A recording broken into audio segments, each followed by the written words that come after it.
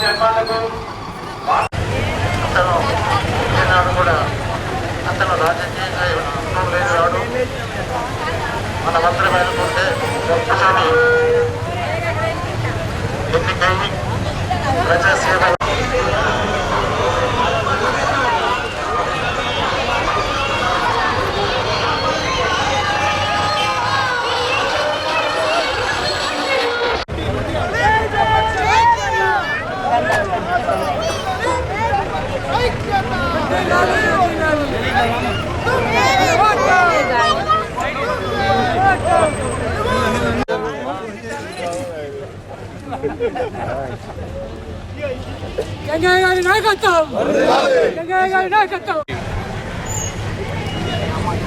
మేడ్చల్ నియోజకవర్గం నుంచి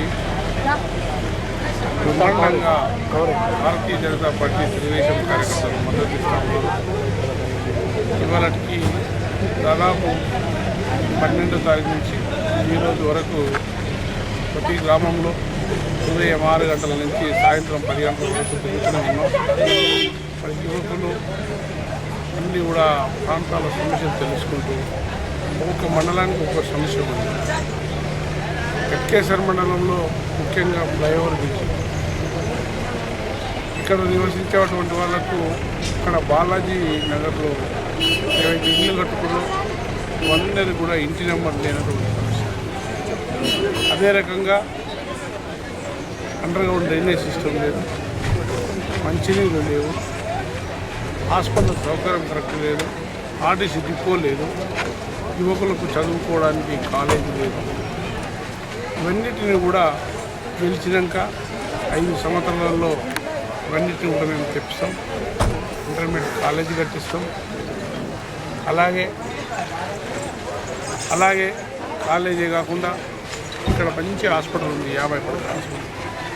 హాస్పిటల్లో మందులు ఉంటే డాక్టర్లు లేవు, డాక్టర్లు ఉంటే మందులు లేవు. అన్నింటినీ కూడా ఏర్పాటు చేపిస్తాం.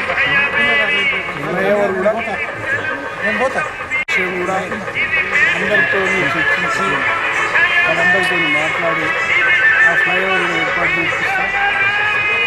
మిగతా మంచినీటి సమస్య, అంతర్గత సమస్య ఈ హెడ్క్వార్టర్లో చాలా ఉన్నాయి. కురుకులు ఫ్యాక్టరీ బంద్ అయింది, దానివల్ల కూడా ప్రాబ్లం అవుతా ఉంది.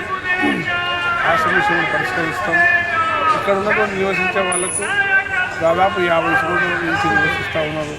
మరి ఇక్కడ 20 సంవత్సరాల నుంచి ఎవరికి కూడా వికసించిన పట్టాలు ఇవ్వలేదు. ఒకటే చిన్న చిన్న ఇళ్లలో తల్లిదండ్రులు అందరూ కూడా ఉండడం జరుగుతుంది. కనుక రేపు పొద్దుగాల మేము గెలిచిన తర్వాత ఈ ప్రాంతంలో అందరికీ కూడా వికసించిన పట్టాలు చూస్తాం. అదేవిధంగా ఇక్కడ చదువుకోవడానికి ఉద్యోగులకు కాలేజీలు కావాలి. కాలేజీలే కాకుండా వీళ్ళకు చాలా ప్రాబ్లం అవుతుంది. చదువుకునే ఉద్యోగులకు ఉద్యోగాలు లేవు.